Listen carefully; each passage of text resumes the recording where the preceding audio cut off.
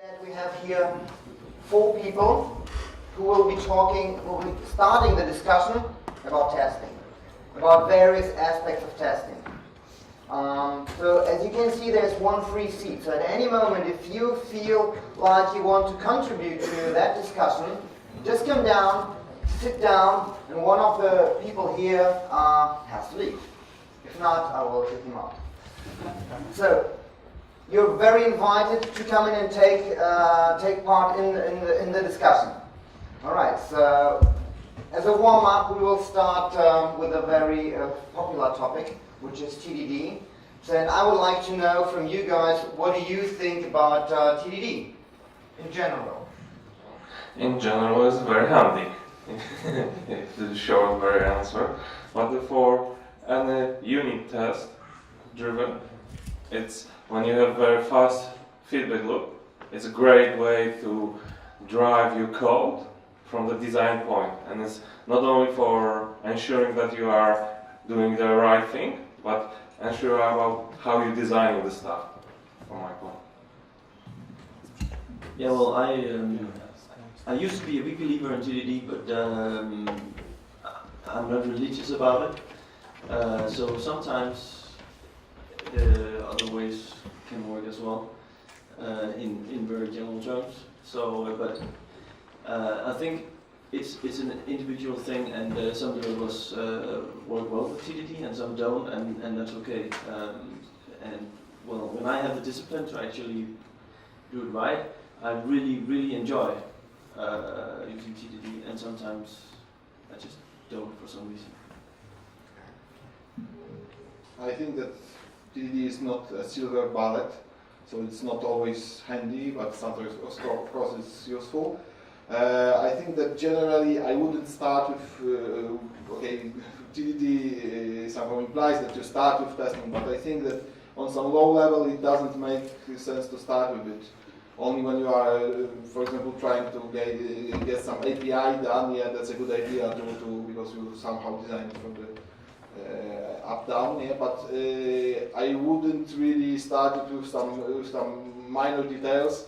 And what I don't like are some introductions to TDD, which are really showing the idea of TDD on some very small specific examples. And for me, this is the situation when I wouldn't use TDD for that, because then it really takes a lot of time and it really doesn't help you much. But if you want to have some general code to find out how to structure things, yeah, then I think it's quite good. Yeah, sometimes the TDD can really help you sometimes design your code well. But for many years I was doing TDD always, no prototyping, without writing tests first. And in some cases I think TDD is a waste of time. It can really stop you being creative. So sometimes I have this great idea for code I want to write, but then, oh my, I have to write the test first. Okay, forget it, I don't have time. So yeah, TDD may not always be the silver bullet. Okay, so basically what you're saying that you're not always doing TDD as, okay. Thank you. So basically, do you want to comment on the guys? I think that you must know your technology quite well to do TDD in it, because you must know all the problems and basically the framework which will help you TDD. So that's the problem with TDD in my case. Do you guys want to comment on that? Yep. Yeah, I completely agree. I think this is a good point. That if you really if you want to design stuff, you need to know what possibilities do you have. Because if you are fighting still with the technology and you want to use TDD, then those little details will really overcome you, and you will get lost in that, and then you will just get frustrated and say that yeah, TDD sucks and stuff like this. So in your opinion, when should or shouldn't you use TDD? Or because you all like started very carefully, saying that maybe it's not always good to use it. So what do you think? When shouldn't you use it? Absolutely no. Well, I think that's a hard question because it's a combination. When you do prototyping, if you start a new project and you just want to do some kind of small, tiny thing, then it might be kind of a waste of time because you have a little overhead when you start. TDD is good when you're into it and you're in the flow, but starting it up and that will probably mean some overhead. So and also I think you need to feel like it. So yeah. I would just say when it's feasible, and the answer to when it's feasible, it really depends on a particular person, and also the project and the knowledge and the level of the programmer, stuff like that. So you can't just write some three simple rules to determine whether to use TDD or not. It's up to you. TDD is to help you design your code, besides other reasons. So if you can write your code and you can imagine the test you tried to design this code, then probably you don't need the test for that. Because sometimes I have this feeling that, oh yeah, I'm designing some classes, and I look at them and yeah, that's how I would design them if I had a test before. And I can imagine the test in my mind. And it may require some practice, but yeah, sometimes it's then you think that yeah, I would write this code exactly the same way if I had tests before. I think that if you are comfortable with your design, if you think that it's quite good, then probably you don't need TDD in that step. You can design it by your mind, I don't know. And if you want to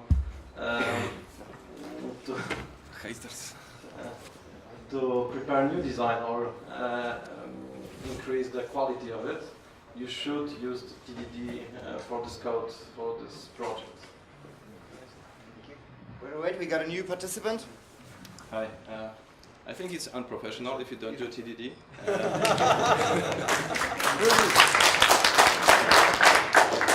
So if you think that it slows you down, I think you should maybe do a programmer workout and practice more about it. But overall, I think that if you do TDD, then your code is covered with tests, and any other person later can fix this code. And yeah, and there is no problem with breaking the features later. And if the code is not tested, then it's a problem. Okay, I just can't let it go this way. Okay, so I don't like this general attitude, yeah, it's unprofessional or something like that, because this is a very nice buzzword, but it doesn't really say much. If you are an experienced programmer, then you probably have enough experience to figure out whether to use certain techniques. So there's no technique that always fits every project, every library, every piece of code that you write. Yeah, so saying that this is unprofessional doesn't really make sense, because I see a lot of people now saying, yeah, Andrzej said it's unprofessional, so I must use it, and they will lose time, they will get frustrated because they don't know how to do this, and they don't know how to decide when to use it, and yeah, they will just stick to what you just said. So yeah, I don't believe that one size fits all. Yeah, so maybe in your projects it makes sense, but I have projects where it definitely doesn't make sense. I think that as a general rule, it's a good idea to use TDD. I think you have to choose not to use it, not choose to use it, so to speak. So, and well, I wanted to say one more thing, and that is, if you are going to test your code, which you can, that's another discussion, when to test and when not to test, but if you're going to test, then TDD is definitely the most fun way of doing it, because if you have to write your tests afterwards, then you're getting bored. I would accept approve the way of Andrzej Krzyda, but if we are talking about acceptance testing, because if you write units, it's only about passing some messages between objects and get known how my object is dependent on other things. And if you have acceptance test, you have full features. So that's the thing that you want to test is it valid or not. So unit tests, I think that are cool for designing and something like this, but for feature real production code can be useless. I just want to say that Janek works for Angie, so you know, I'm in this competition, so I'm more credible. Well, I was experimenting sometimes with skipping the unit test part. And in the beginning, it always felt good because I was faster. But then later on, I felt that my design wasn't the best one because I didn't have to use the code. So I didn't really care that much about it being great. So when I came back to unit testing, I think my code became better. That's just my personal opinion. Okay, I just want to throw something in. From my experience, when people don't do TDD, it's usually because they don't know how to do it. And they lack the skills, actually. They don't know where to start with it. So what do you think about that?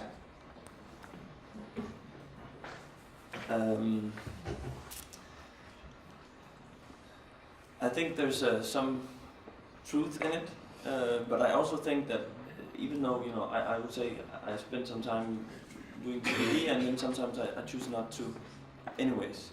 And well, it depends on the project, it depends on the team, if I'm only me or other people, how much you know, it's really also about choosing when to test and not to test. Maintainability. So if I'm building a quick prototype, maybe I don't really test it. Yeah, but the question isn't that? I mean, if you're proficient in something, so like with the programmer's workout, when you're fast with your keystrokes in Vim, you use them all the time. If you don't know them, you don't use them.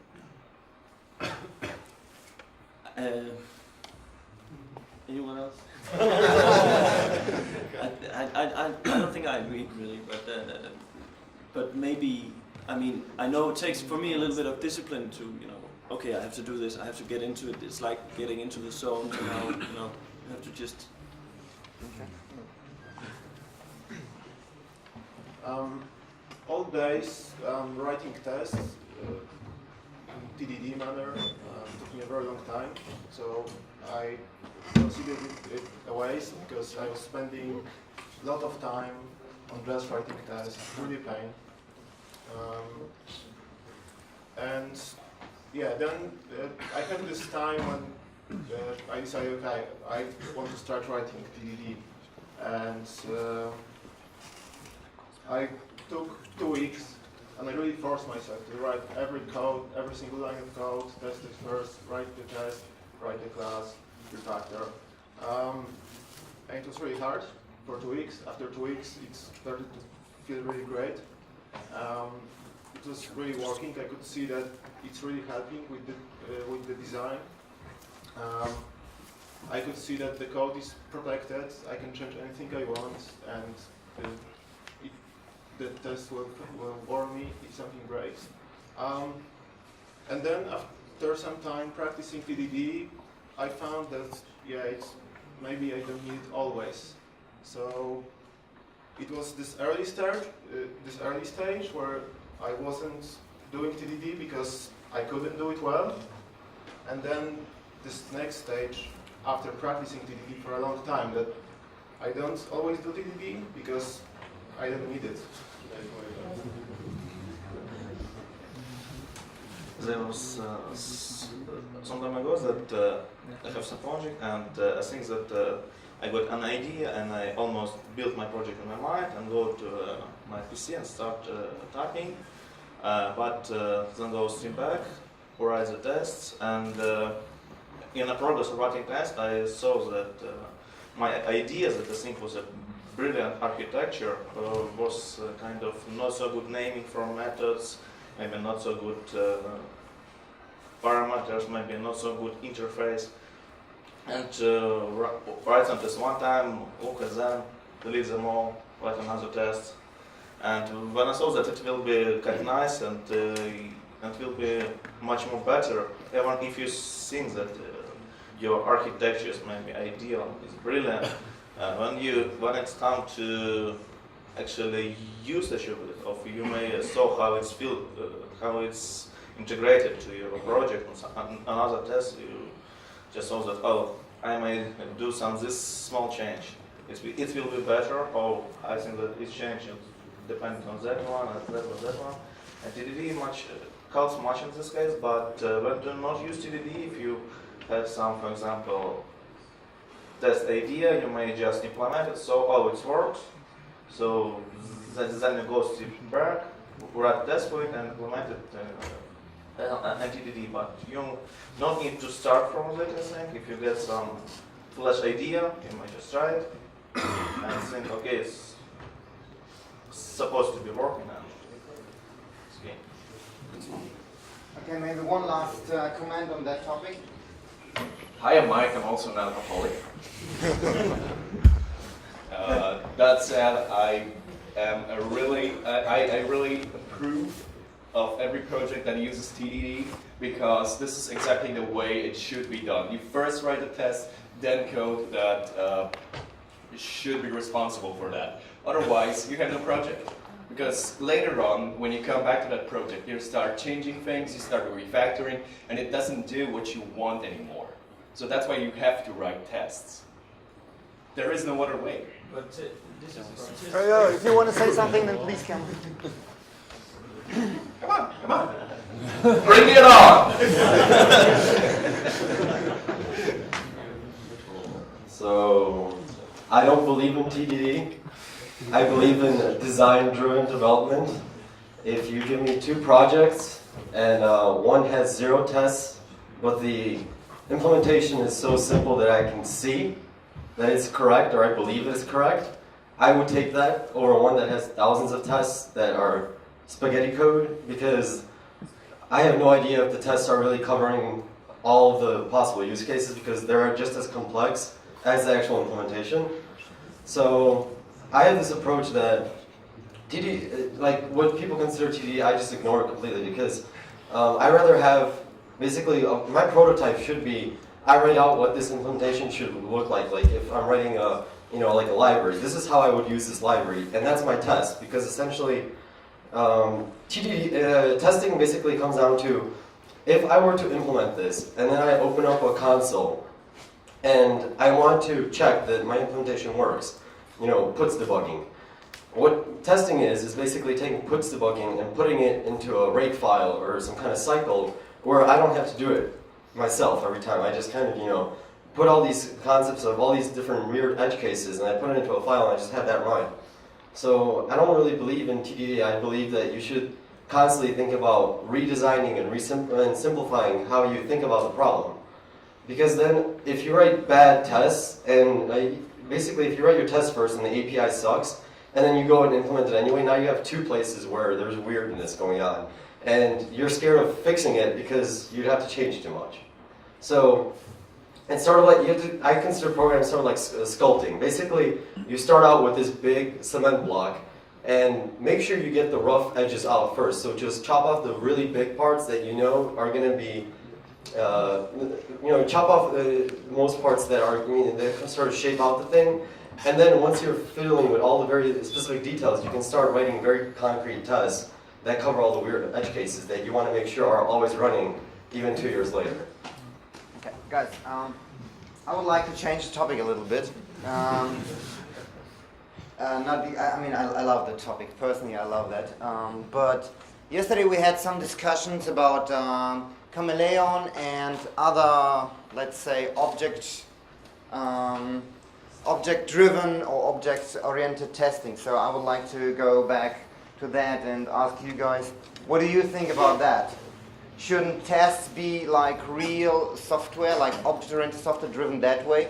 Or do you like okay, here I have a strong opinion, sorry for that, but I think that most cucumber tests beneath the hood and rspec tests which do accepting this are just spaghetti code.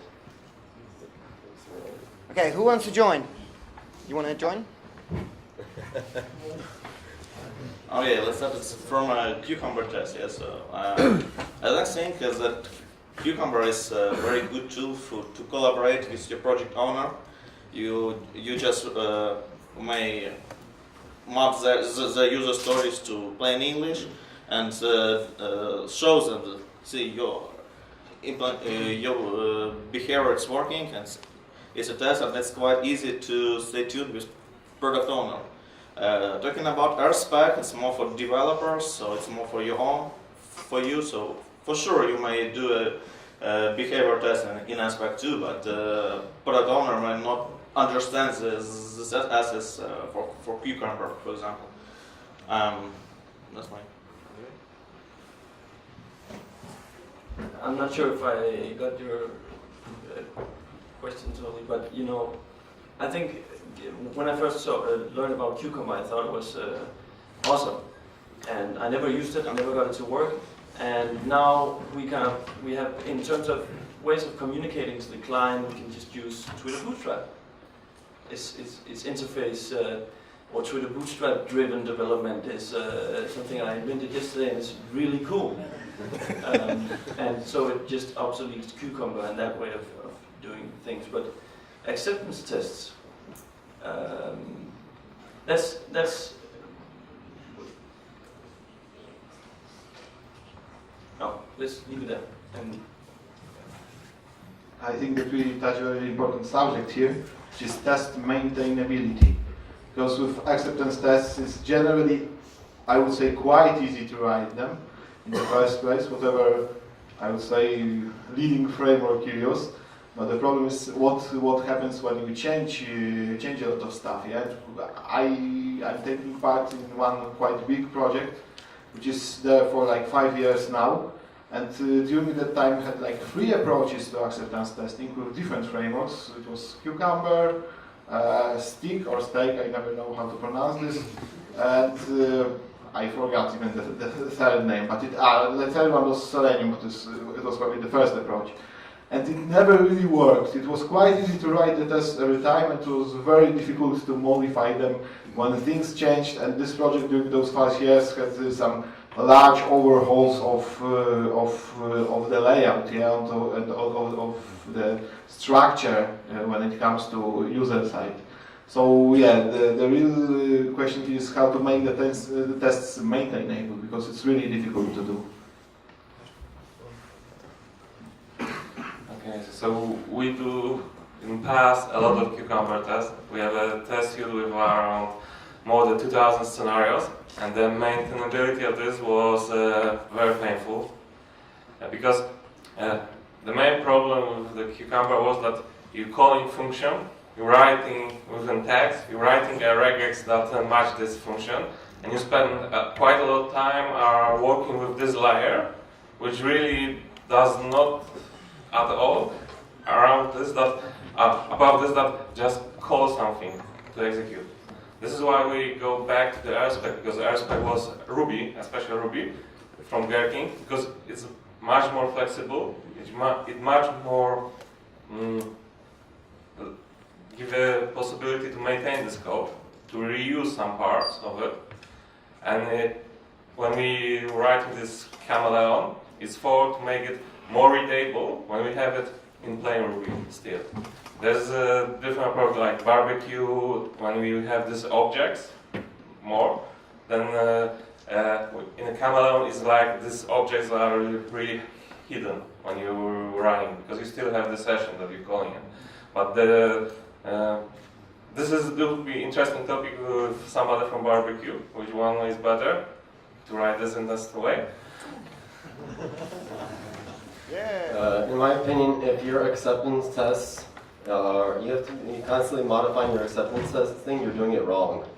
Because the way I work with code, so I guess I have a high bias too, but we started writing acceptance tests where we're not doing Cucumber because they're regular expressions, and we're not doing rspec because that's basically procedural programming. We're using Ruby, so we actually use objects and classes. And when your acceptance test is, a user can visit a page and user can change And you know, if your test looks, you have a user class and you have a method called user.visitsPage and user.changes title, and you pass in the argument the new title you want, and then you have a verification step where it's like user.should see new title. That's your behavior, that's your business model, your acceptance test. And that should never change, because unless your user can no longer change his title, that test never changes. The only thing that happens is, at some point, we use DCI, and at some point we might change the underlying implementation. You know, we might switch it from Capybara to whatever new framework comes in. But these are implementation details that are hidden from the actual acceptance test, because acceptance testing, the way we write it, it's so clear in this case that we can actually show it to a client and they'll understand what's going on. Well, for me it's hard to oppose because I agree with most of what you said. But the one thing that I really don't like about Cucumber is that you not only have regular expressions, but all those steps that you create are in one huge bag. So when you create more and more steps, there is just no structure, and this is a place where Barbie gives you an answer, because you have objects, you have classes, you can use any object-oriented techniques that you like. The one technique that we promote is maybe a little bit inspired by DCI. The idea is that you create roles and your user class extends such roles. So you create such small modules, which are roles, and in this test where you need those roles, you extend this object and it's pretty maintainable. So. Okay, I would say that this is not that easy as you try to present it, because you know it would be perfect if we lived in a perfect world and everyone would understand I don't know barbecue tests. But in fact, sometimes you want to show something to the customer, yeah, and then you have a problem. I'm definitely not saying that Cucumber is a very nice thing. I think it has probably worse maintainability problems from all the frameworks up there. But generally, if you want to try, if you want to show something to the customer, then you need. Then if you move on, I would say some kind of an abstract layer that you have this use case. Not everyone can understand that. Yeah. It's even the problem with test data. I think that yesterday we had some discussion about that. That when you, I don't know, show the first draft of the application to the to the customer, and I remember a situation, and this was I don't know, a shop with pipes. Yeah, and there was a pipe, an example pipe, just some some example data, a pipe that was, I don't know, 95 millimeters diameter, yeah, and the customer says, yeah, this is bullshit, this doesn't work because you have either 90 millimeters or 100 millimeters, yeah, which is completely irrelevant, but that shows the ways that, you know, non-technical people will think. So if you go to such people and tell them, yeah, we have this use case when, I don't know, a user registers, and you move on the level of use cases, some people might completely misunderstand you, and for them they see that they have some fields and they type something in, and yeah, this is, I don't know how to solve this problem, because as I said, I don't think Cucumber is the right solution. But yeah, this problem is definitely there. And one more thing is about what Michał said, that generally I think that his Cameron library is a step in good direction, because it improves the maintainability, because you have, for example, when you have some data from the form, you leave all the crap out, like fill in 10 times and stuff like this. So I like this approach. Okay, so I'd like to have a last comment and then have a break. Yeah, so the big advantage of Cucumber is the fact that it's written in a natural language, so anyone without programming skills can understand it. And I really like Cucumber because of that I can write the features and I can then present them to the customer.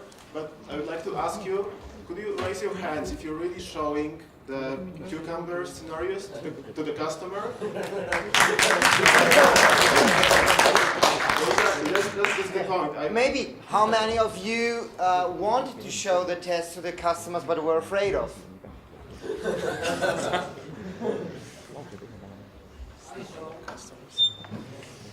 Because then if we don't need natural language, and we can just write in Ruby. I mean, we are programmers, we understand Ruby, we can write a nice DSL in Ruby, and it's clear to us.